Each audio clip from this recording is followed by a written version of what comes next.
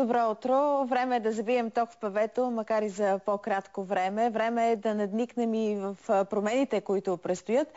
Ерата на Водолея наближава и астролози, и нумеролози много трескаво изчисляват, правят схеми. За щастие тези по-мрачни прогнози вече се опровергават, така че спокойно промени ще има, но са предимно хубави и предимно започващи от нас, отвътре. Това ще ни каже, предполагам, и Мариана Добранова, защото така сме си говорили с нея в предварителните разговори. Добро утро! Добро утро на тебе и на твоите зрители. Ерата на Водолея, тя вече всъщност е тук. Ако трябва вече е настъпила. Вече е настъпила, без да разберем. Без да разберем. Напротив, разбрахме. И това, което всъщност е по-любопитното е какво ще се промени след като вече тя се установи трайно. Разбира се, Водолей е знака на промяната, този, който идва, и промяната така се случва при него, че няма как да не се разбере. Като започнем с авариите в Фукушима, това, което започна превлизането на Уран в знака Овен, като минем през катаклизми, не е без значение отзвука на финансовата криза. И въобще всички тези големи и генерални промени са белязани от финала на ерата на Риби и началото на ерата на Водолея. Съвсем така... Не без да разберем. Не без да разберем, да. Но според източните мъдреци, които в момента са по-навътре в материята, казва, че трябва да имаме мъдрост да избираме от огромната информация, защото все по-голяма ще бъде информацията, до която човек може да достигне, но трябва да има мъдростта да избира от нея в ерата на Водолея. Това е всъщност и нашето съзнание.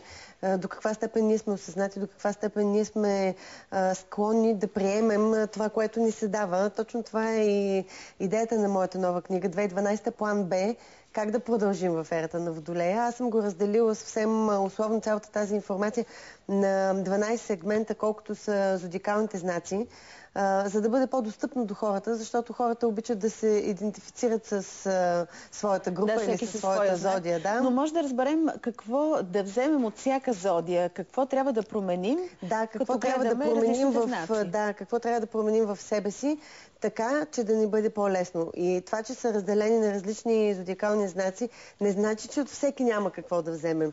Защото ако започнем да кажем с един Овен, който е изключително импулсивен, изключително агресивен даже на моменти в желанието да направи нещо, това всъщност са по-скоро неговите негативни черти, неговите положителни черти са, че той тръгва веднага да реализира идеите си. И това трябва да вземе от Овена. В момента, в който трябва да реагираме спонтанно и бързо, трябва веднага да започнем да реализираме идеите си.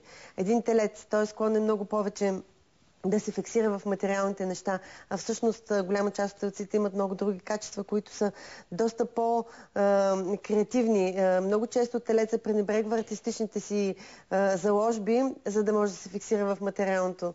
Или едни близнаци. Значи телецът трябва да бъде по-артистичен. Нека да се върнем и на Овена и да кажем какво трябва пък да променят хората от зодия, които са родени по този знак. Не трябва да бъдат толкова агресивни. Не трябва да бъдат агресивни към различието на другите, защото при тях това е много типично. Нещо като не им харесва, нещо, което им се вижда различно или което не разбират, те стават агресивни към него.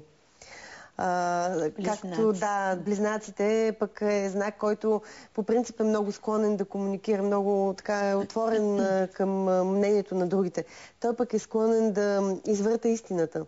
Не винаги да казва истината. А за него това е изключително важно. При положение, че изговарят толкова много думи, близнаците е по-добре да бъдат малко по-обрани в количеството за сметка на качеството. Това е също нещо, което пък другите трябва да научат. Да бъдат честни, да казват, да говорят това, което мислят.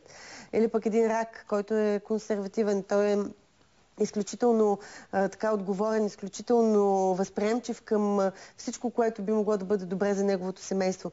Но не винаги тези стари модели, които носим от родителите си, не винаги нещата, които носим като произход и като информация от нашето миналото, не винаги е добро за нас, за бъдещето, защото в крайна сметка нещата се променят и ние трябва да сме адекватни към новото време. Особено сега се налагат така по-бързи промени. Точно така, по-бързи промени. Или пък един лъв. Лъва е един от знаците, който най-трудно ще се справи с новото време, защото е точно противоположният знак на Водолея. За лъва е голям проблем да пренебрегне егото си. И всички хора, които наблюдаваме напоследък, тези, които са по-индивидуалисти, те са по-склонни да работят за себе си, да правят неща само за себе си и пренебрегват хората, които обичат. Не казваме, обичайте всеки ден. Това са неща, които са дребни, но пък всъщност са важни. Девите, например. Девите са изключително подредени и работливи. Те поемат изключително много отговорности, но пък от друга страна, вършейки цялата тази работа за някой друг, те трябва да разберат, за да бъдат повече полезни за себе си и за близките си, че трябва да работят за себе си. Или пък едни везни. Винаги те пък са в голяма битка постоянно за бизнеса, за парите, как да се получават нещата по-лесно, как да бъдат по-дипломатични без да направят скандал, как да увеличат банковата сметка. Докато за тях е изключително важно да разберат нещо много просто и фундаментално. Това, че трябва да работиш най-много и единствено всъщност трябва да работиш това, което обичаш, това, което най-много ти харесва и то рано или късно ще донесе пари. Не трябва да се работи само за парите. Скорпиона. Скорпионът пък той е склонен да се фиксира към стари модели, склонен да се връща назад, не иска да отваря своето така прозрение, не иска да гледа напред. Това е голям проблем. Стрелеца, да кажем, че не е чак толкова проблемен, защото той пък е най-големият оптимист от всички зодиакални знаци и при него нещата се подреждат така по-лесно. Винаги си постига целите. Да, почти винаги си постига целите. Винаги си постига целите Козирога. Козирога е изключително целеустремен, изключително фиксиран в своята кариера.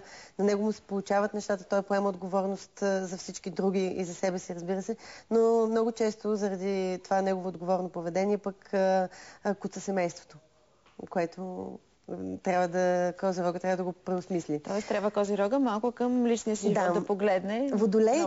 Водолеите са така по-адаптивни към новите неща. Те всъщност олицетворяват промените и въобще всичко свързано с бъдещето, така че за тях ще бъде малко по-лесно от всички други да се адаптират.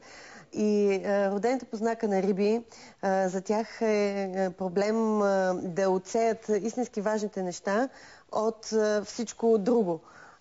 И на тях, въпреки че те са изключително артистични, имат много хубави положителни качества, за тях е голям проблем измежду фиксирайки се примерно в нещо, което според тях е важно, да пропуснат много други важни неща, които са фундаментални пък за тяхното бъдеще. Така че ето, от всеки един зодиакален знак можем да вземем много и така с тази информация да влезем по-лесно и по-лесно да се адаптираме към новото време.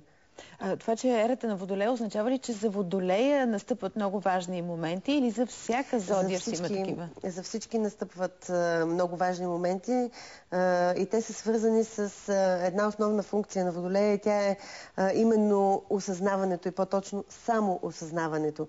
Защото когато ние разберем кое е по-добро за нас, когато ние разберем кое от нашите качества е добро и кое не е, което вече тук говорим за една много сериозна вътрешна борба на хората, защото те не винаги могат да преценят кое е добро и кое не е толкова добро. Ако човек познае себе си по-добре, то тогава ще бъде по-полезен на всички около него и разбира се на човечеството. Да, трябва да започнем промяната от себе си. Много ти благодаря. Ще имаме 2000 години ерата на Водолея. Ще имаме време да продължим темата. 2150.